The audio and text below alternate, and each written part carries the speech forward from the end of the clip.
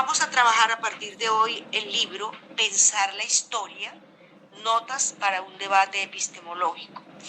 El autor es Eduard Esteban Moreno Trujillo, licenciado en Ciencias Sociales y magíster y doctorado en Historia, profesor en la Universidad Pontificia Javeriana de Bogotá. El libro fue publicado por la editorial Pontificia Universidad Javeriana Bogotá, 2004. Tiene 155 páginas y el contenido del libro es el siguiente: introducción, epistemología, qué es la historia, los conceptos, la historia en la historia, la crítica en la historia, epílogo y referencias. Me gusta iniciar con la reseña breve. ¿Por qué? Porque sí es importante ubicar el libro, saber qué es lo que hace el autor del libro, y como me correspondió iniciarlo, quise recordar el contenido general del libro para que nos vamos ubicando. Comienzo entonces con la presentación de la introducción y cómo el autor introduce el tema de la epistemología. Entonces, el documento inicia presentando su trabajo como resultado de una experiencia pedagógica. Eso me encantó, ¿sí? Porque normalmente abordamos los textos de filosofía desde la filosofía o desde el filósofo, pero este profesor escribe este libro como resultado de una experiencia pedagógica. Lo resalto porque nosotros también lo hacemos o lo queremos hacer, y de este grupo va a salir una o más publicaciones como experiencia pedagógica. Mediante un proceso de lectura en doble vía, un diálogo con y para los estudiantes de pregrado, para desarrollar temas básicos y a la vez fundamentales como qué es la historia, cómo se constituye, por qué acercarnos a ella, por qué un curso de epistemología y teoría de la historia, mediante un conjunto de lecturas que ofrecen alguna respuesta. Yo resalto en este párrafo la ruta del profesor en su trabajo con los estudiantes, y resalto que sean estudiantes de pregrado, porque sí, a mí esto me tocó mucho, me tocó muchísimo. Conozco experiencias, ¿sí? No es necesario mencionar ninguna en concreto, en general y en todas las instituciones, donde hay una diferencia radical entre estudiantes de pregrado y de posgrado.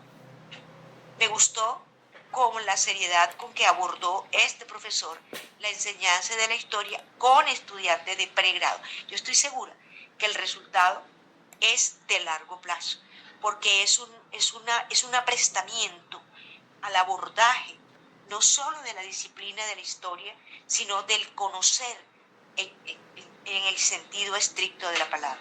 Eso me encantó, por eso lo resalté allí.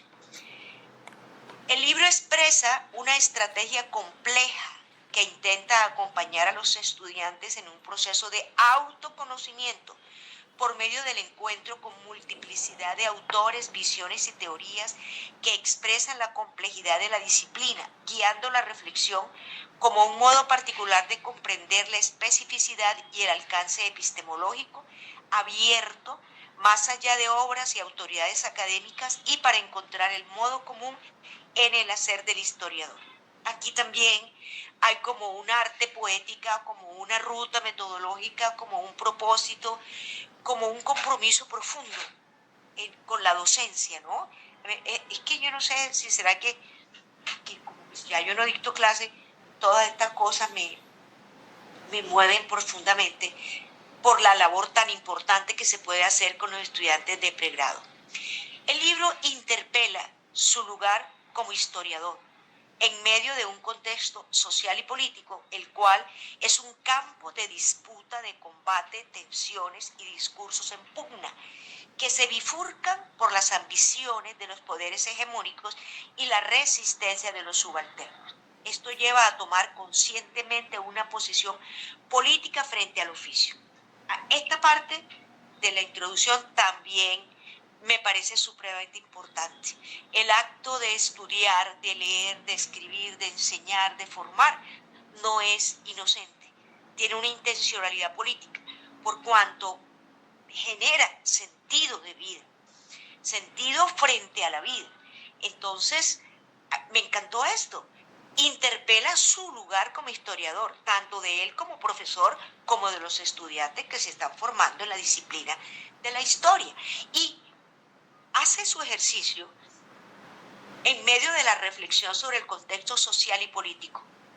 Y el contexto social y político, a diferencia de lo que los metafísicos y posiblemente los empiristas y otras corrientes de pensamiento que no confrontan, son campos de disputa, de combate, de tensiones y discursos en pugna. Eso me parece importantísimo, porque igual yo leí esto para la historia y eso creo que fue el comentario que les hice cuando sugerí este libro. Bien puede ser para la enseñanza de la sociología, de la antropología y de cualquier otra disciplina. Bueno, entramos al capítulo epistemología. Dice el libro que la epistemología es una oportunidad de reflexión sobre el conocimiento y los saberes desde una perspectiva amplia. Es el estudio de las condiciones de posibilidad científica de los saberes,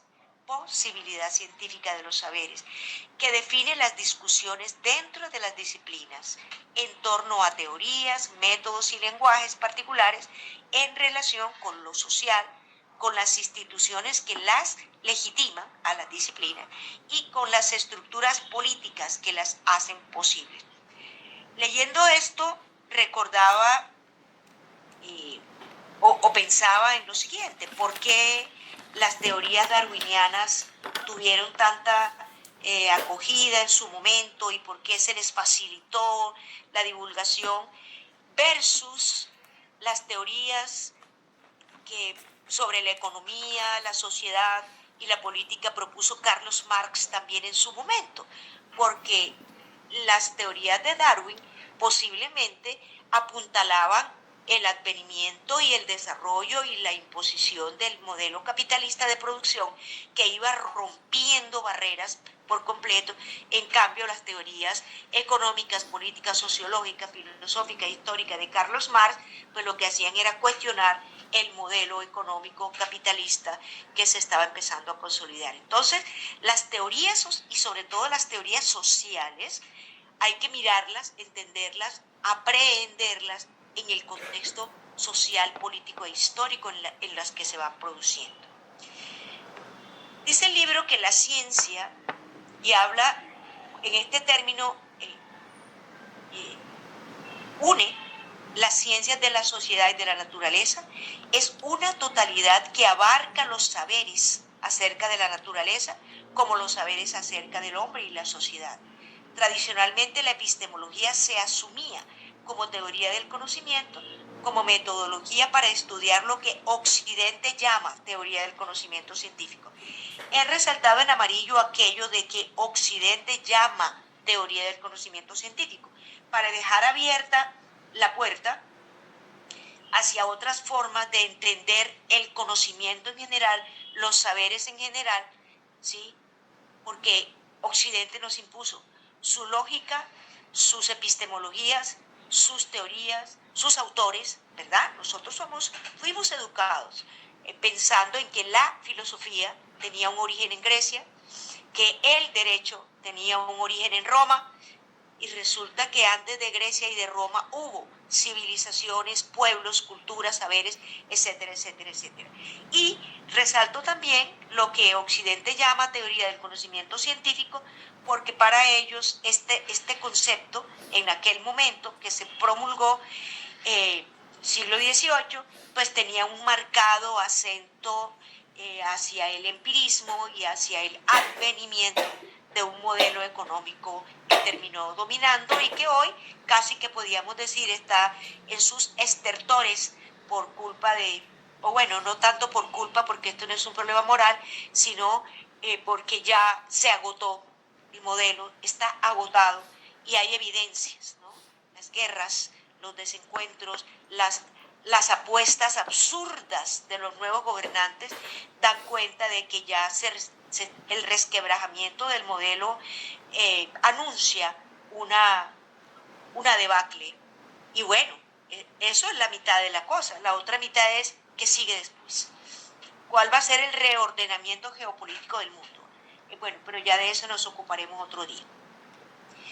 La definición de ciencia surgió en el siglo XVIII con el avance del empirismo, base de la ciencia moderna.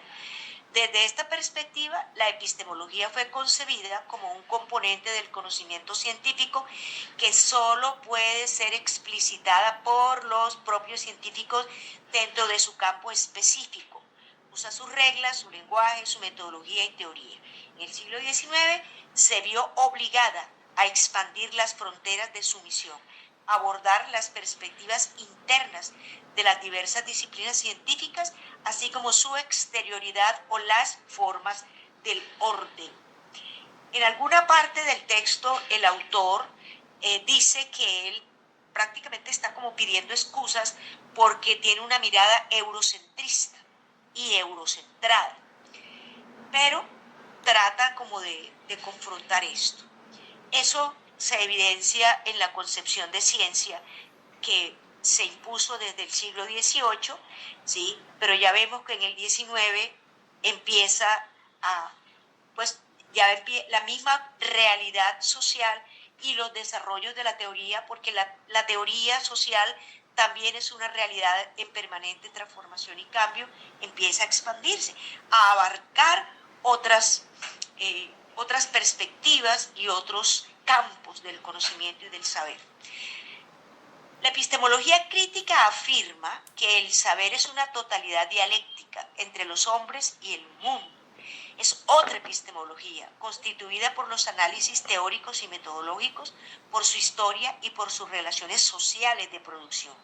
Admite que entre disciplinas hay diversas metodologías atravesadas por la voluntad de poder y saber. Entonces, ya aquí el autor de este libro habla de una epistemología crítica y empieza como a desmarcarse un poco de lo que él llamó inicialmente el eurocentrismo y un conocimiento eurocentrado, marcado por los orígenes de, pues sí, por la racionalidad y por el empirismo que se impuso en su momento. Y se pregunta, ¿cómo asumir el conocimiento como práctica social? La distinción entre conocimiento y conocimiento científico, esto lo resalto, distinción entre conocimiento y conocimiento científico, se remonta a la distinción entre doxa y episteme, según Platón, entre un saber subjetivo, mera opinión, versus saber técnico, lo objetivo, ideal. Inicialmente, la teoría del conocimiento clásica era estudiada por la filosofía especulativa, pues partía de categorías abstractas. Esto lo estudiamos en algún momento de la vida, la diferencia entre doxa y episteme, y casi que era un pecado mortal, era un anatema instalarse en la doxa, ¿sí? Porque era el saber subjetivo, la opinión, ¿sí? Pero fíjense que hoy estamos pensando diferente. Lo subjetivo, lo que no pasa por la demostración empírica o por el laboratorio, también tiene valor, también tiene importancia. Y yo resalto esto, sobre todo porque nosotros, en nuestra práctica, nos acercamos a otras formas de conocer, a otras formas de ser y estar en el mundo, a otras formas de producir conocimiento.